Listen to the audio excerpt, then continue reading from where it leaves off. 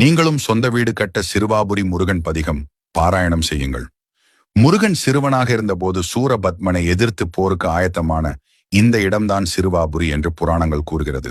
சிறுவாபுரி முருகன் பதிகம் என்பது அருணகிரிநாதர் பாடிய திருப்புகழ் பாடல்களில் ஒன்று.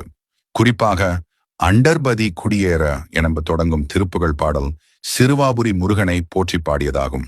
சொந்த வீடு கட்டுதல் அல்லது வாங்குதல் போன்ற கனவுகளை நிறைவேற்ற இந்த பதிகத்தை பாராயணம் செய்வது சிறப்பு என்று நம்பப்படுகிறது.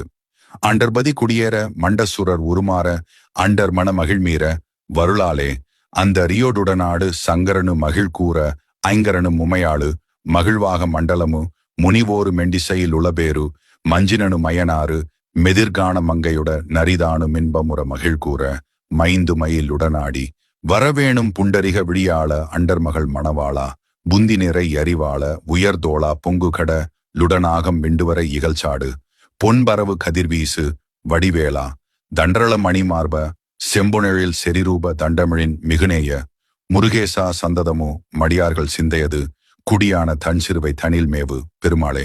இந்த பதிகத்தை தினமும் பக்தியோடு பாடி வருவதன் மூலம், குறிப்பாக செவ்வாய்க்கிழமைகளில் சிறுவாபுரி முருகன் கோயிலுக்கு சென்று வழிபடும் போது அல்லது வீட்டிலேயே இந்த பதிகத்தை பாராயணம் செய்யும் போது சொந்த வீடு வாங்குதல் அல்லது கட்டுதல் தொடர்பான தடைகள் நீங்கி நம் வாழ்நாள் கனவுகள் நிறைவேறும் என்பது பரவலான நம்பிக்கை. இது மட்டுமின்றி இப்பதிகம் நல்வாழ்வு, செல்வம், குடும்ப அமைதி ஆகியவற்றை அருளும் என்றும் நம்பப்படுகிறது. மேலும் இது போன்ற ஆன்மீக தகவல்களை அறிய நமது சேனலை இப்போதே சப்ஸ்கிரைப் செய்து வைத்துக் கொள்ளுங்கள். நன்றி.